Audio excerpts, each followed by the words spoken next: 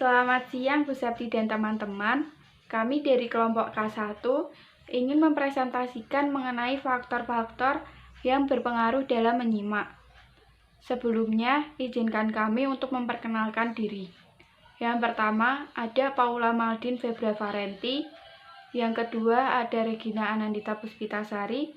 Dan yang ketiga, ada Ave Ivon. Pertama, ada faktor fisik.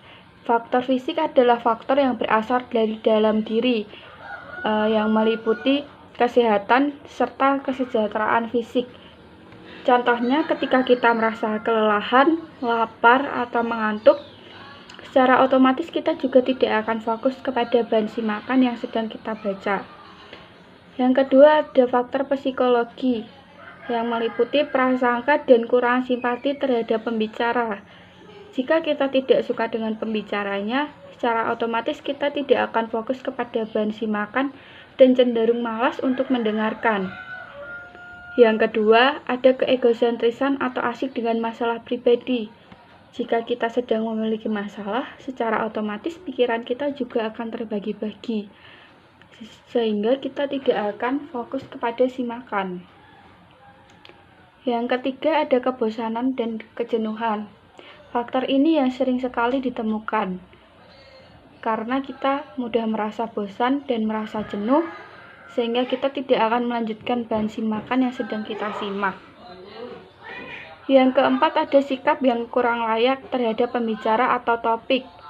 Misalnya sikap pembicara yang kurang berkenan untuk kita, atau topik yang sedang dibahas mungkin kita tidak suka. Secara otomatis kita juga akan kurang fokus terhadap simakan. Dan yang terakhir, mengalami gangguan psikologis seperti marah, takut, stres, atau depresi.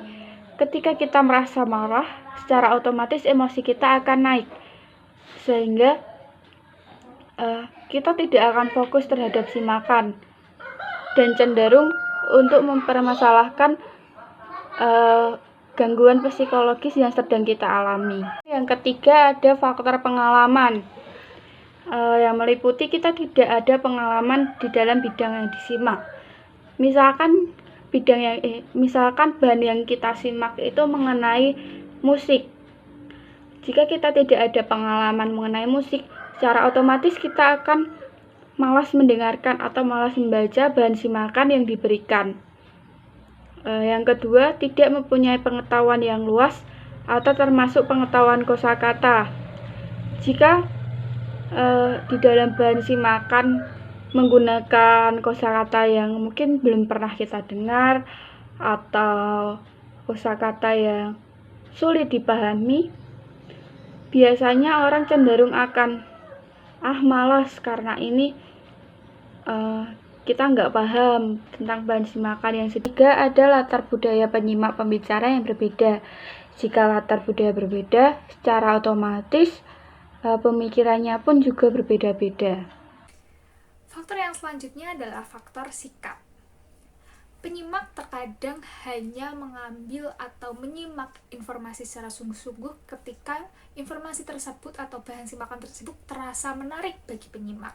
Sedangkan jika dia merasa bahwa tidak menarik, dia tidak akan menyimak informasi tersebut hingga selesai. Kemudian tak jarang juga penyimak merasa lebih pintar atau merasa lebih berkompeten daripada isi bahan simakan atau pembicara pada bahan simakan tersebut. Kemudian faktor yang kelima adalah faktor motivasi. Penyimak hanya melakukan kegiatan menyimak ketika membutuhkan informasi tertentu saja. Dan hampir sama dengan faktor sikap, penyimak terkadang hanya menyimak ketika bahan simakan tersebut terasa menarik. Bila tidak menarik, mereka tidak akan meneruskan menyimak atau tidak akan menyimak hingga selesai. Kemudian, penyimak juga kadang memerlukan keyakinan pada dirinya sendiri untuk menghilangkan rasa malas, sehingga ia mampu melakukan aktivitas menyimak dari awal hingga akhir sehingga mereka dapat informasi secara utuh. Kemudian faktor yang terakhir adalah faktor jenis kelamin. Berdasarkan data survei, wanita dan pria memiliki sifat atau sikap yang berbeda ketika melakukan aktivitas menyimak. Contohnya, pada pria lebih objektif pada wanita lebih subjektif. Pada pria tidak mudah terpengaruh, pada wanita mudah terpengaruh. Pria tidak mudah emosional, sedangkan wanita cukup emosional, dan lain sebagainya. Faktor eksternal. Faktor eksternal ini terbagi menjadi 3, yaitu lingkungan, pembicara, dan materi. Contoh pada lingkungan yaitu hujan, panas, bising, dan ramai. Kemudian, contoh pada pembicara yaitu pembicara tidak dapat menguasai materi, penyampaian, penampilan, dan kontak dengan penyimak. Lalu, materi atau aktual, materi baru atau aktual, sesuatu yang bermakna, berarti, dan bermanfaat, kemudian tersusun dalam sistematika yang mudah ditangkap. Sekian dari kelompok kami, terima kasih.